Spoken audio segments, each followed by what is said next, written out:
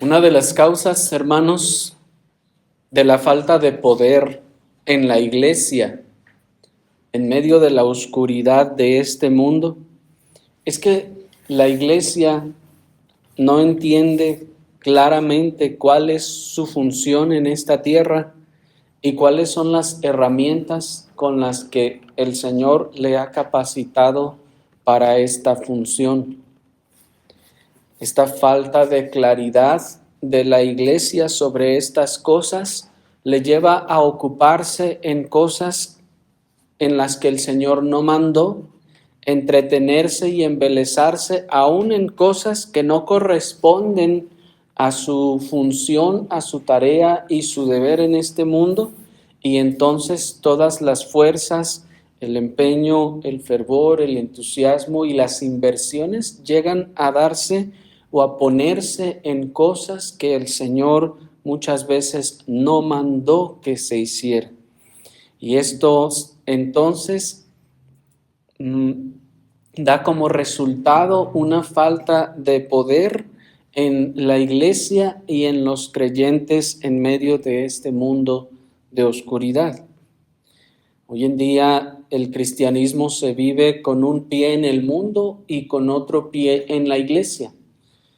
El cristianismo de hoy en día es un cristianismo híbrido, en donde las personas piensan que deben ser ciudadanos de este mundo en un aspecto mundano y también ciudadanos, dicen ellos, del reino de los cielos. Y en ese sentido, viven en esa dualidad pensando que ya que estamos en este mundo y que el Señor nos puso aquí, entonces debemos de vivir pues en esta tierra y conforme a este mundo porque somos ciudadanos de este mundo y no nos podemos librar de eso, dicen. El detalle es que derivado de eso, hermanos, se llevan a cabo muchas prácticas que corresponden más bien al mundo que al reino al que hemos sido trasladados. Los que se supone fueron trasladados de las tinieblas al reino de Cristo, van y vienen al otro reino, como si tuvieran una especie de doble nacionalidad, como esas personas que viven en la frontera, por ejemplo, con Estados Unidos y van y vienen todos los días porque o ya sea que tienen doble nacionalidad o tienen el permiso para ir y venir. Y eso, de hecho, es un fenómeno muy común allá en la frontera, hermanos. Personas que tienen la nacionalidad, las personas, las señoras embarazadas ahí en la frontera se van al otro lado de la frontera a Estados Unidos a tener sus hijos. Sus hijos tienen nacionalidad estadounidense y nacionalidad mexicana, viven acá en México y van a trabajar a Estados Unidos y van para allá y para acá y en ese sentido son de ambas nacionalidades, y muchas veces este mismo fenómeno se replica, hermanos, en los que hoy se llaman cristianos. Parece que tienen dos nacionalidades, la nacionalidad del reino de las tinieblas y la nacionalidad del reino de Cristo, de modo que ya van para allá, hacen sus cosas en el reino de las tinieblas, viven y trabajan y hacen allá, y luego caminan, van hacia ahora el reino de Cristo y hacen lo que piensan que creen que deben hacer o que pueden hacer, y luego se regresan al reino de las tinieblas y andan así, para allá y para acá. Pero es claro que al final de todo eso, lo que prefieren y en lo que se deleitan más es en las actividades del mundo. Y decimos que es claro debido a la gran cantidad de tiempo y de recursos que invierten en esas cosas, más que incluso en el reino de Dios. Y bajo el pretexto de necesidad o de una supuesta libertad cristiana, se enredan en las cosas de la vida dando prioridad y dando también su propio corazón a las cosas de este mundo antes que las cosas del reino de Dios. Pero ¿cuál es entonces nuestro papel como cristianos verdaderos en esta tierra? ¿Para qué hemos sido puestos aquí en esta tierra y por qué seguimos en este mundo? Acompáñenme a ver lo que nuestro apóstol, el apóstol a los gentiles, el apóstol Pablo nos dice al respecto en la carta a los Filipenses en el capítulo 2, en el versículo 15.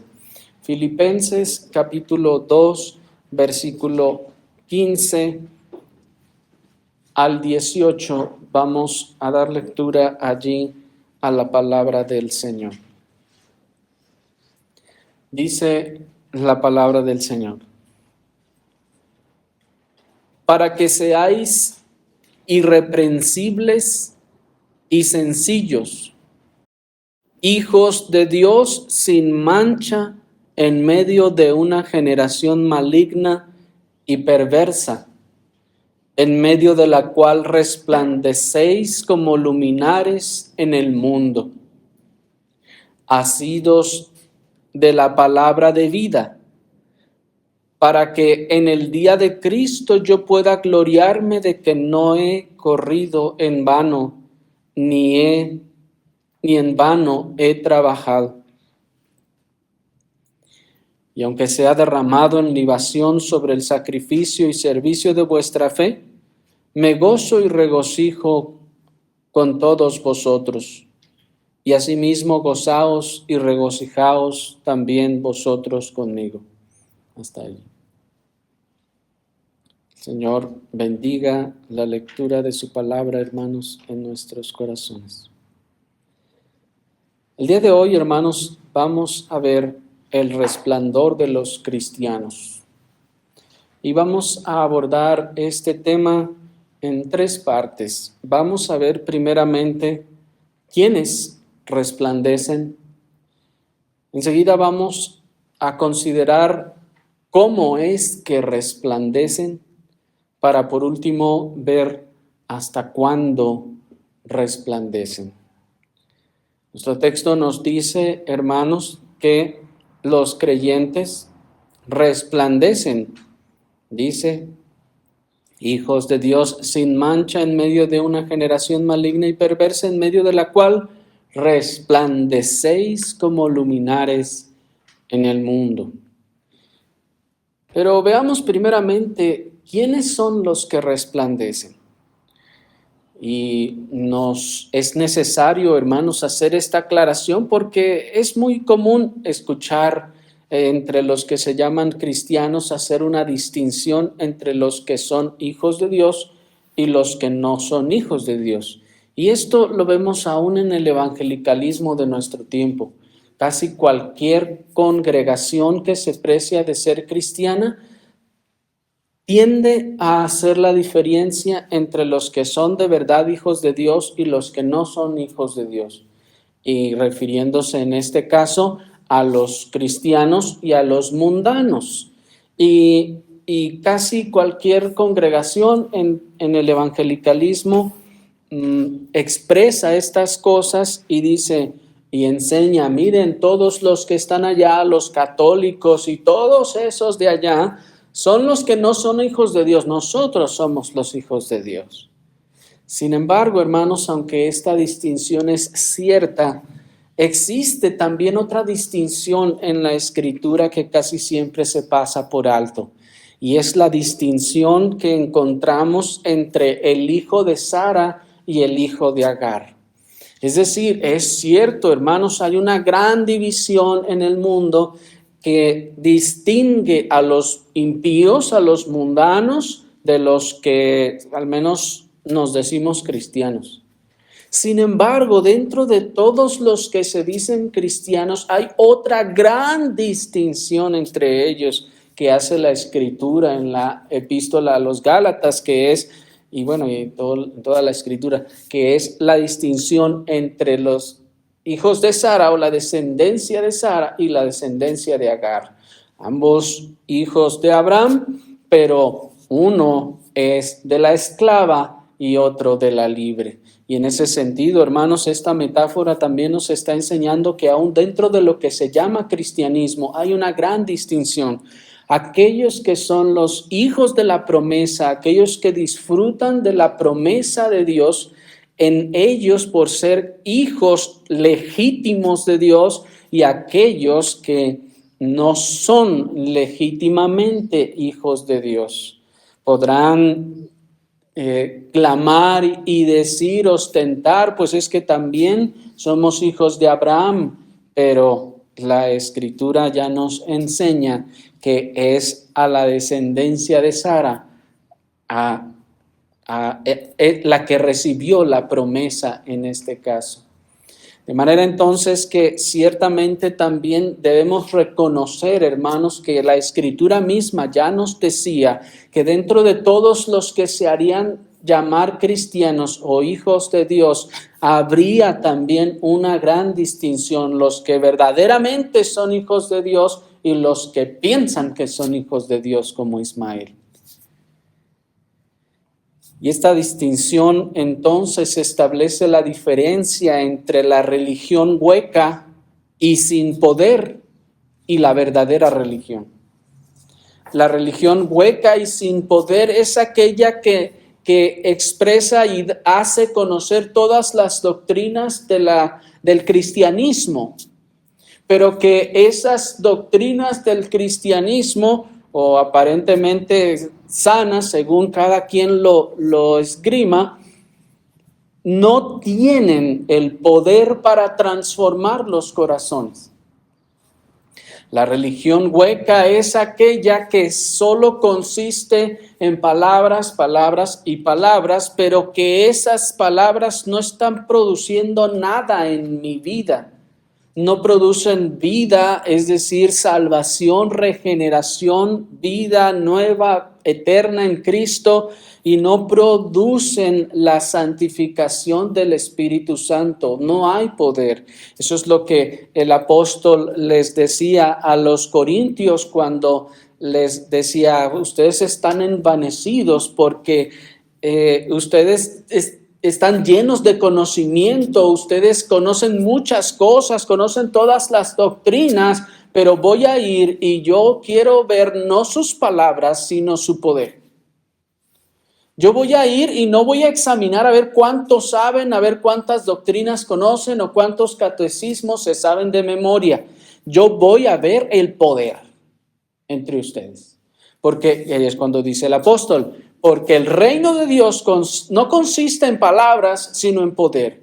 Y aquí poder no se refiere a esas manifestaciones que el pentecostalismo llama el Espíritu Santo. No, poder se refiere al poder vivificador, es decir, dando vida nueva, a ese poder santificador, ese poder que puede transformar. Porque en eso consiste el cristianismo, es lo que está diciendo el apóstol. El cristianismo consiste en esto, no en que te sepas las doctrinas, no en que sepas sobre Dios, no en que sepas lo que dice la Biblia, sino lo que eso produce en ti. Porque si para ti el cristianismo solo ha sido lo que sé, lo que aprendí, lo que conozco, lo que yo ya sé, entonces esa es una religión hueca, vana. Es ser hijo de Agar. Conoces toda la forma de la religión, conoces toda la forma de las doctrinas, sabes cómo funciona o debe funcionar, pero eso no ha funcionado en ti. Esa es la gran diferencia entonces entre la verdadera religión y la religión hueca, que no produce nada. Los hijos de Sara, entonces, son aquellos en los que el poder se ha ejercido y ha transformado los corazones. Pero aquellos otros tienen todo el conocimiento, pero no ha transformado nada en el interior. Y esa es la razón por la que en muchas ocasiones nosotros,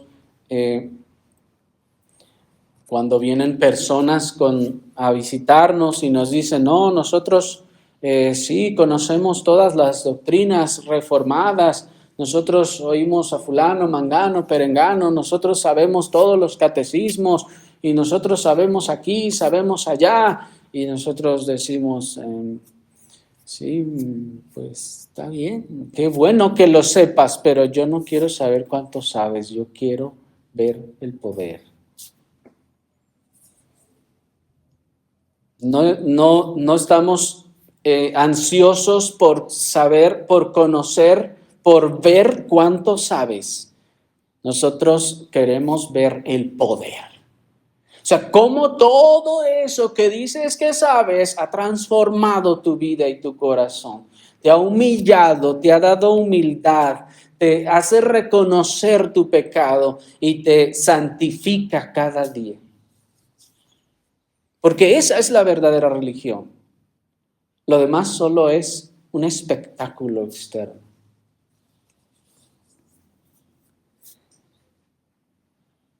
Y es a estos en quienes el poder de Dios ha operado genuinamente en sus corazones, en quienes se ejerce el poder del Espíritu Santo para vivificar, para mortificar el pecado y para santificar, es estos a quienes se refiere el apóstol en nuestro texto. Observen el versículo 12. Miren cómo dice el versículo 12. Por tanto, amados míos, como siempre habéis obedecido, no como en mi presencia solamente, sino mucho más ahora en mi ausencia. Miren, ocupaos en vuestra salvación con temor y temblor, porque Dios es el que en vosotros produce así el querer como el hacer por su buena voluntad. Hasta ahí. Noten de quién está hablando. Dice, ocupaos en vuestra salvación. ¿De quién está hablando? De los que han sido salvos. Los que verdadera y genuinamente han sido salvos. Ahora quiero decir entre paréntesis que ciertamente este es uno de los textos que más se han utilizado para justificar erróneamente la postura de que la salvación se pierde. Pero la realidad es que el texto nunca está diciendo esto. Muchas personas dicen, ahí está, mira, dice que te ocupes en tu salvación. O sea, dicen ellos, significa entonces que te esfuerces para que no la pierdas. No, noten que el texto no dice, ocúpate de tu salvación, no dice así, sino dice, ocúpate en tu salvación. Esta preposición en, hermanos, está estableciendo que la salvación es un estado. Pues dice, ocúpate en tu salvación. Estás en un estado de salvación y entonces ocúpate en él.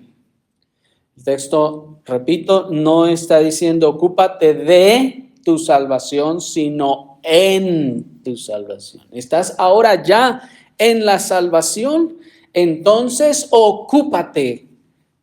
Ahora que estás allí en ese terreno de salvación, ocúpate, ponte a hacer lo que corresponde.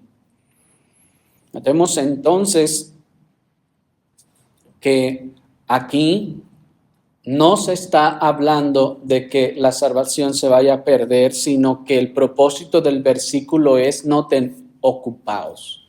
La clave del texto en esta parte es ocupaos. Es decir, ya que tantas gracias han sido concedidas para ti en la salvación, ocúpate en tu estado de salvación. En el contexto, ustedes lo pueden leer en su casa, el apóstol les está hablando de la obra de Cristo, que no tuvo por usurpación, dice la versión 60, el ser igual a Dios como cosa que aferrarse, y nos habla de la gloria de Cristo, cómo se humilló y es exaltado hasta lo sumo, y después de esto, enseguida nos dice, por lo tanto, por todas estas glorias que hemos recibido, entonces ocúpense en su salvación. Es como si nos dijera, pónganse a trabajar en aquellas cosas que corresponden al estado en el que ahora están, el estado de salvación. Si todas estas glorias y maravillas han sido efectuadas en ustedes y no han sido efectuadas en los otros, entonces ustedes ocúpense en aquellas cosas que corresponden al lugar, al estado, al reino al que ahora ustedes pertenecen. Pónganse a trabajar en aquellas cosas, pues, que corresponden a su estado de salvación. Y ya que fueron trasladados del reino de las tinieblas al reino de Cristo, ya no se ocupen en las cosas del reino de las tinieblas. No anden saltando de una frontera a otra, no anden yendo de un reino a otro como si tuvieran doble nacionalidad y ya se van y se ocupan y trabajan allá en sus cosas en el reino de las tinieblas y luego se regresan al reino de la luz para hacer las cosas que tengan que ver según ustedes con el reino de la luz y luego se regresan al reino de las tinieblas a hacer las cosas de las tinieblas y luego al de la luz y dicen no, o sea, si ustedes ya están en un estado de salvación, si ustedes ya están y pertenecen al reino de Cristo, ustedes deben ocuparse de las cosas que pertenecen al reino de Cristo. Estas son las que deben ser su prioridad. Estas son las cosas que deben de estar en su mente, en su corazón. Estas deben ser sus metas. Lo que debe ser su visión en esta tierra. Ustedes ya no viven ni le deben nada al reino de las tinieblas. Ustedes ahora se lo deben todo al reino de Cristo. No vivan, pues, siguiéndole, llevándole impuestos y tributos, trabajo y servicio al reino de las tinieblas. ¿Me explico? Es como si nos dijera, dejen los afanes, dejen los deleites del reino al que ya no pertenecen y pónganse a trabajar. Pónganse a trabajar en pro de los intereses del reino al que ahora pertenecen.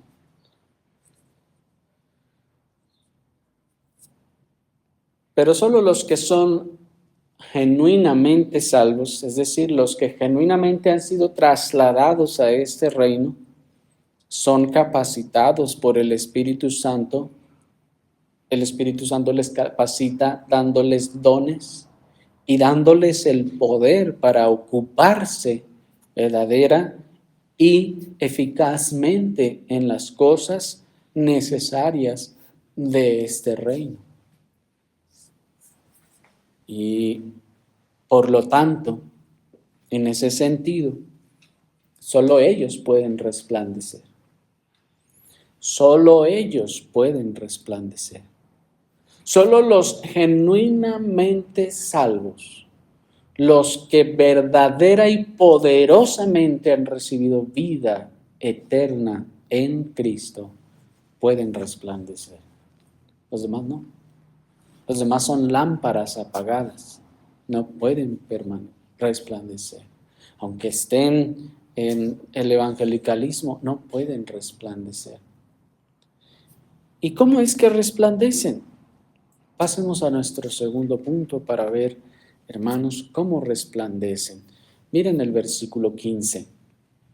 Dice la palabra del Señor, para que seáis irreprensibles y sencillos, hijos de Dios, sin mancha en medio de una generación maligna y perversa, en medio de la cual resplandecéis como luminares en el mundo, asidos de la palabra de vida, para que en el día de Cristo yo pueda gloriarme de que no he corrido en vano, ni en vano he trabajado.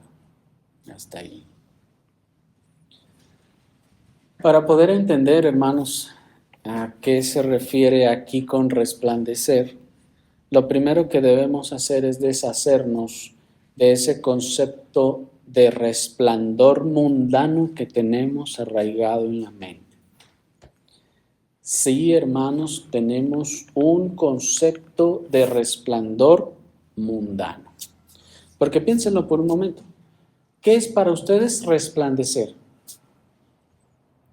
Y les aseguro que si acaso no les vino a la mente una silueta que está resplandeciendo con luz, ustedes estuvieron pensando en una forma de resplandor que se nota, que sobresale en las cosas y formas del mundo. Es decir, el concepto de resplandor mundano que tenemos conlleva en primer lugar fama. Y cuando pensamos que alguien resplandece, lo que nos viene a la mente es alguien que sobresale y llega entonces a ser, pues, al menos medio famoso. El concepto mundano de resplandor conlleva reconocimiento. ¿Por qué? Porque está resplandeciendo y todos dicen, oh, mira cómo resplandece. ¿Me explico? Conlleva una admiración positiva y en muchas ocasiones aplausos. Ese concepto de resplandor que tenemos implica que como estamos sobresaliendo de tal forma, la gente entonces va a dar aplausos o gratificación. Ese concepto de resplandor que tenemos es un concepto que conlleva las palmaditas en la espalda de, oh, mira qué bien estás haciendo, cuánto estás resplandeciendo. Y este concepto mundano de resplandor también conlleva la estima del mundo. Porque, piénsenlo, pensamos en resplandor, resplandecemos, pues somos estimados por resplandecer, porque lo que resplandece es apreciado, ¿no es así? Sin embargo, noten que aquí el lugar de resplandor no es la iglesia, sino el mundo. Este resplandor, hermanos, del que habla el texto, no dice resplandezcan en la iglesia. Ahí en la iglesia sí se va a valorar ese resplandor santo, pero aquí el resplandecimiento es ante el mundo.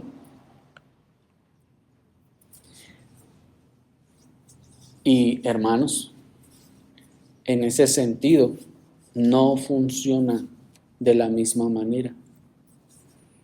Las estrellas de espectáculo cristianos, entre comillas, buscan y disfrutan de todas estas cosas, de su resplandor. Pues para ellos resplandecer es adquirir fama, resplandecer es adquirir reconocimiento, aplausos, gratificación, es recibir palmaditas en la espalda, es conseguir la estima de los demás. Eso es resplandecer para ellos. Pero sepan que ese es un concepto mundano, ese es un concepto espectacular, de espectáculo del resplandor. Por eso decía que tenemos un concepto mundano de resplandecer. Pero el texto nos señala a otras cosas que nada tienen que ver con eso. Noten que según nuestro texto, hermanos, ese resplandor que los creyentes emiten en medio de esa generación perversa es por medio de la irreprensibilidad. Miren el verso 15, para que seáis irreprensibles. Y si ponemos entre paréntesis todo lo demás, dice, seáis irreprensibles en medio de una generación maligna y perversa, en medio de la cual resplandecéis.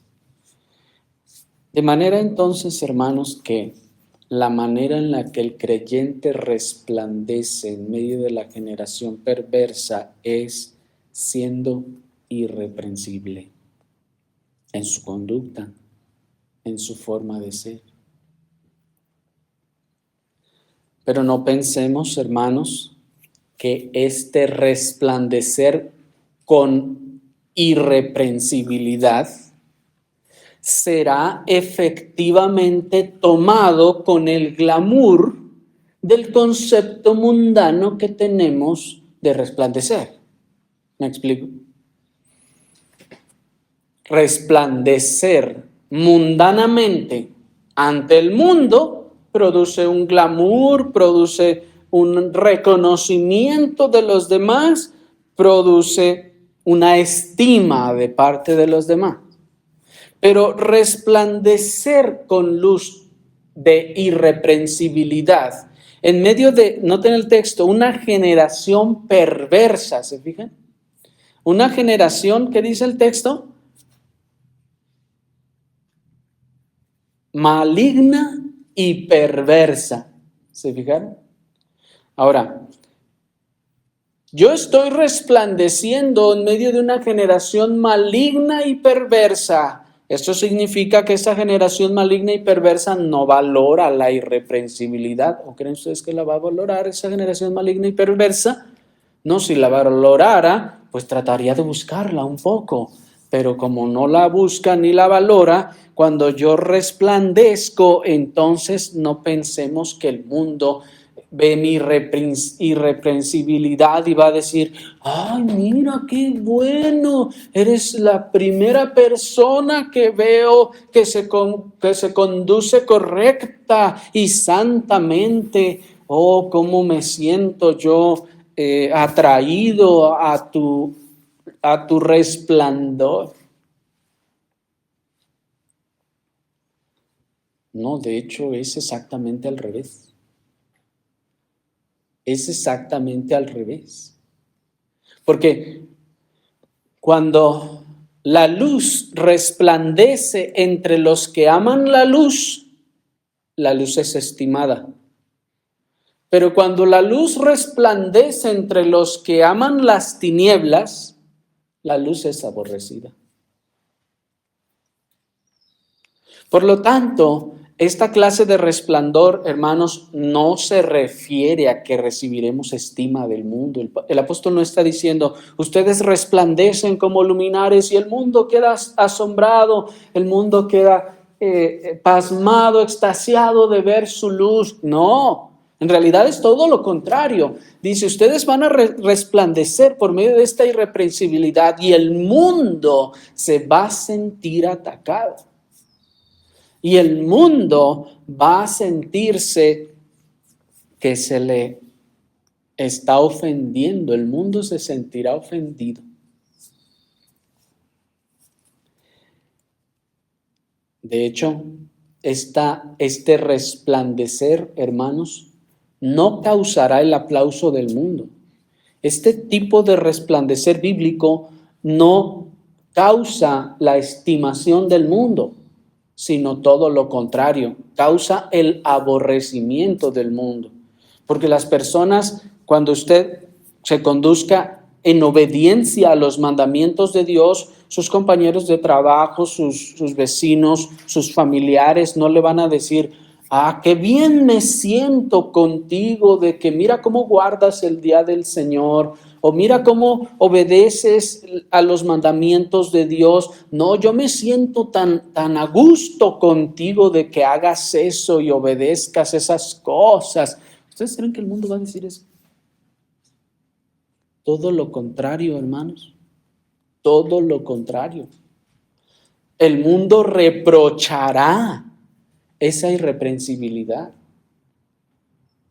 Y en el menor de los casos nos tratará de santurrones y hazte para allá.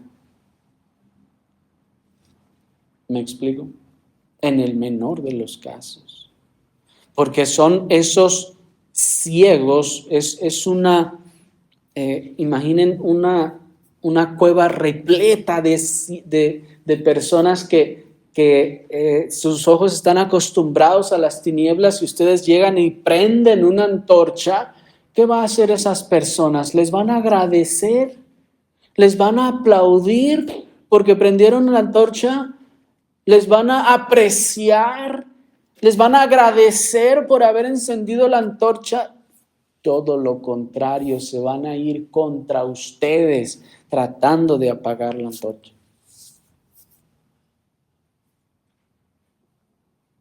Esta es la razón por la que nuestros familiares nuestros supuestos amigos en el mundo o compañeros de trabajo, entonces nos van a empezar a rechazar mientras usted obedezca los mandamientos de Dios, mientras usted esté resplandeciendo con esa irreprensibilidad, porque el jefe, el amigo, el compañero le va a decir, va a ir y le va a decir, mira, vamos haciendo esto, no, tú no digas nada y aquí nos vamos a quedar con esto y con lo otro.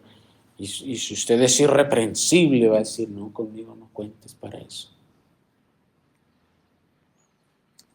¿Y qué va a decir? Ay, cuánto me agrada que seas así. ¿Le va a decir eso? No, hermano. Todo lo contrario. Le va a reprochar y si no es que hasta le vaya a correr, si es su superior. Le va a hacer la vida de cuadritos, como dicen. Va a buscar ponerle el pie en cuanto pueda y como pueda. El resplandor de los creyentes verdaderos, según nuestro texto, es la inmaculada conducta que ellos manifiestan en un mundo corrompido y perverso. Pues miren lo que dice el texto, como hijos de Dios sin mancha. ¿Se fijan? ¿Qué es lo que hace resplandecer al creyente en medio del mundo? No tiene mancha.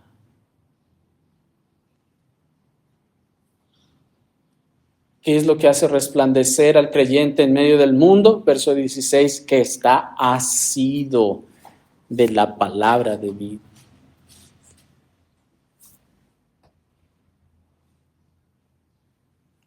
Porque hermanos, esa es la forma en la que nuestro Salvador resplandeció.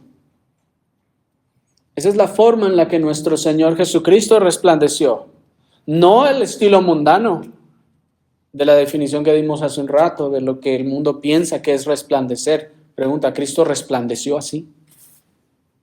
¿Cristo resplandeció de esa manera? No, hermanos.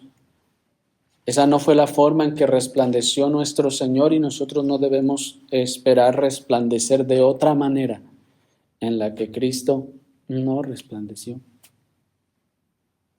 Porque Él no fue estimado por el mundo, no fue estimado por las multitudes, nada más lo querían porque les daba de comer, recuerden. Él no fue estimado por el mundo. El mismo Señor dijo, si el mundo me aborrece a mí, a ustedes también les aborrecerá. Y si con el árbol verde hacen estas cosas, ¿qué no harán con ustedes? Porque ¿cuál de los fariseos elogió la impecabilidad de nuestro Señor? ¿Cuál de los fariseos dijo, oh, estoy admirado, Jesús, de ver que tú eres irreprochable? Eres un ejemplo de lo que debiera ser el judío promedio. ¿Cuál de ellos le dijo eso? Ninguno, hermanos. Ninguno de ellos. ¿O cuál de los escribas elogió su buena conducta? Aún de sus hermanos en la carne del Señor. ¿Cuál de sus hermanos en la carne le dijo, oh, yo miro tu ejemplo, cómo eres el hijo perfecto, como debe ser todo hijo, me siento yo honrado de ver tu conducta, eso hace que sobresalgas? ¿Cuál de ellos reconoció una cosa así?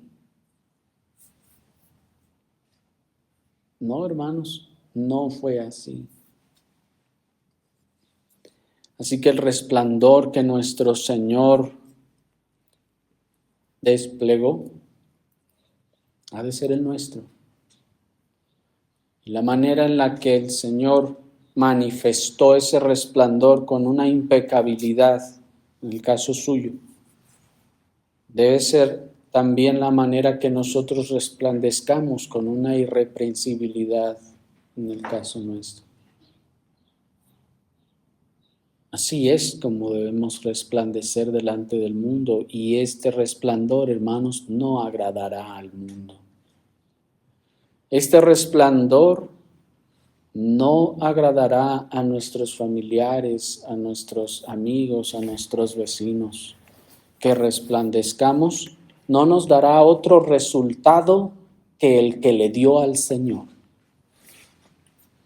No podemos ni debemos esperar otro resultado. Así que el resultado del resplandecer de nuestro Señor, hermanos, no debemos esperar uno distinto a nosotros. Es el mismo que nosotros debemos esperar y no debemos esperar otro distinto.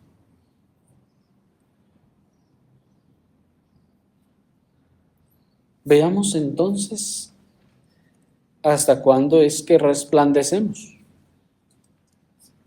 Pasemos así a nuestro tercer y último punto y leamos en el versículo el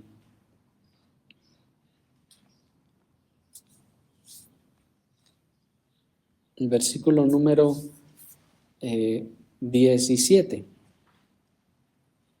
Dice el versículo 17: y aunque sea derramado en libación sobre el sacrificio y servicio de vuestra fe, me gozo y regocijo con todos vosotros, y asimismo gozaos y regocijaos también vosotros conmigo. El apóstol, hermanos, aquí está hablándole a los creyentes y les está diciendo: ya que ustedes tienen que resplandecer en medio de esta generación, resplandezcan y sigan resplandeciendo hasta el día de Cristo. Y deben saber que entre más resplandezcamos en esta generación maligna y perversa, no vamos a recibir como resultado del resplandor fama, gloria, aliento, ni reconocimiento, sino el resultado de resplandecer, hermanos, es recibir reproche. El resultado de resplandecer es recibir rechazo del mundo, es recibir persecución del mundo y es recibir daño del mundo. El apóstol está dispuesto y ya vislumbra su propio fin de cómo él ha de entregar su espíritu delante del Señor. Y dice el 17: aunque yo sea derramado en libación sobre el sacrificio. Esto de ser derramado en libación sobre el sacrificio, hermanos, se refiere a la muerte. La libación era una ofrenda, un sacrificio que se hacía donde se derramaba un líquido en ofrenda al Señor. Se derramaba agua, por ejemplo, sobre el altar a manera de sacrificio. En este sentido, el apóstol está diciendo: yo voy a seguir en esta labor y sigan ustedes también hasta que seamos derramados todos nosotros en sacrificio. Y dice el apóstol: yo me gozo y yo me voy a gozar de que sea aún derramado yo en este servicio de vuestra fe. Dice: y me gozo y me regocijo con vosotros, y ustedes también se deben regocijar. De manera pues, hermanos, que a medida o en función de cuán perversa y maligna es esta generación, es como su repudio al resplandor de los creyentes se va a manifestar con mayor violencia. Entre más perversa y pecaminosa sea la condición de la sociedad, del país en el que los creyentes están resplandeciendo, con mayor violencia serán los reproches y los ataques de los impíos contra los que están resplandeciendo. Y estos reproches y estos ataques llevarán a los hombres a que hagan lo que hicieron con Cristo nuestro Señor. ¿Por qué le crucificaron, hermanos?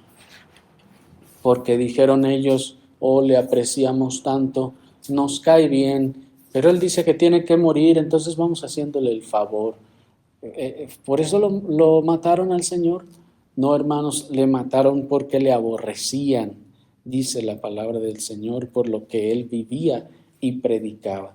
De tal forma, hermanos, que este es el resultado que también nosotros podemos esperar del resplandor que el creyente hace en medio de una generación maligna. Por eso es maligna, por eso es perversa, porque dice el apóstol, es como si dijera, esta generación es tan maligna, es tan perversa, que lo que va a hacer es que va a reaccionar contra ustedes, va a reaccionar contra el resplandor, lo va a querer apagar, lo va a querer atacar, y si ve que no puede, lo va a querer eliminar. Porque el que está con sus ojos acostumbrados a las tinieblas no descansará hasta apagar la luz.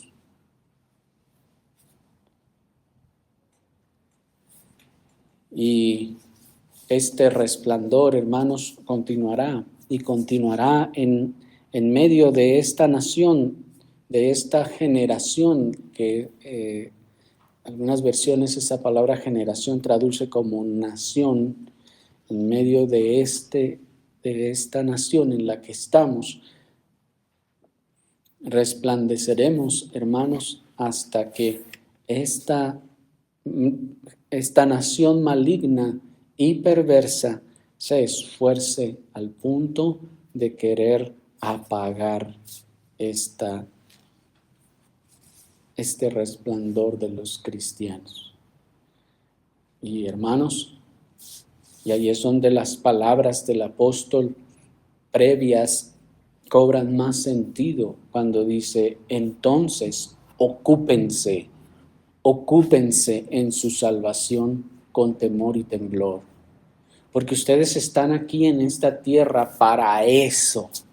Ustedes fueron puestos en esta tierra para esto, para resplandecer y resplandecer hasta el punto que incluso el mundo los sacrifique a ustedes en libación.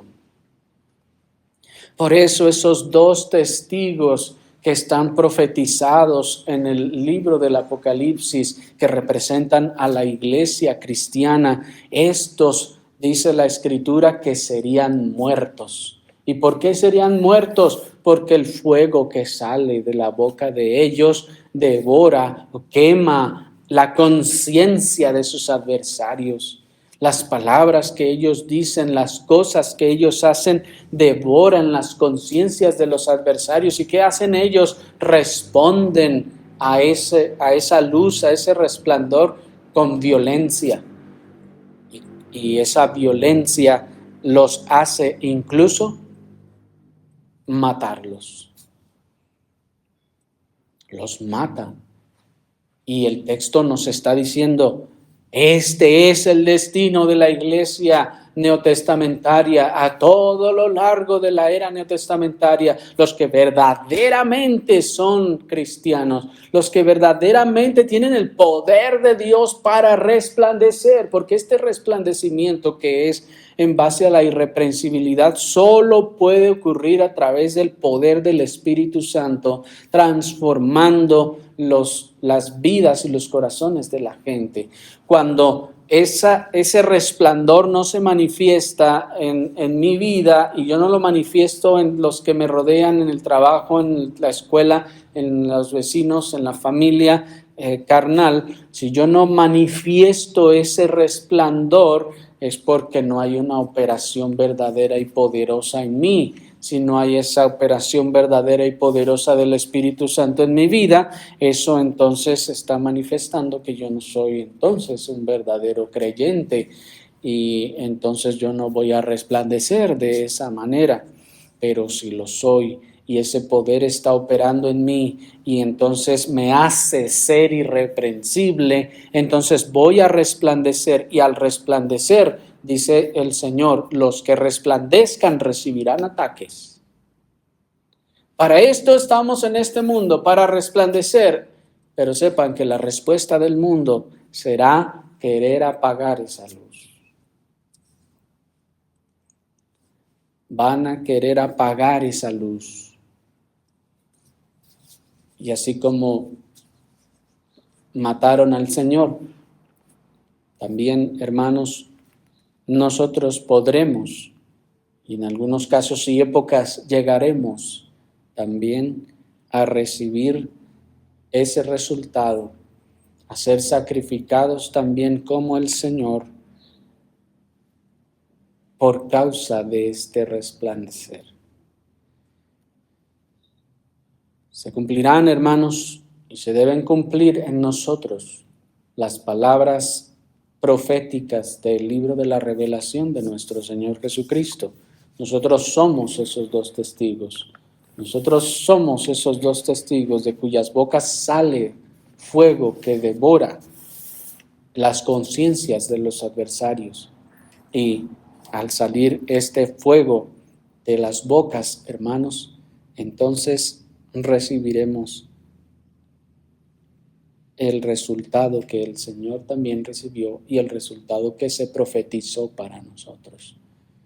Pero por eso dice el apóstol, ocúpense en su salvación, ocúpense en las cosas que tienen que ver con su salvación, porque el tiempo es corto. Porque si ustedes resplandecen verdaderamente, el tiempo suyo será corto. Así que ocúpense en hacer algo útil, ocúpense en vivir y glorificar a Dios con sus vidas en esta tierra. Ocúpense de resplandecer, ocúpense de servir en el reino al que pertenecen ahora. El Señor conceda, hermanos, que nosotros vivamos y nos ocupemos de todas las cosas que conciernen al reino al que ahora hemos sido trasladados. Oremos, hermanos, al Señor.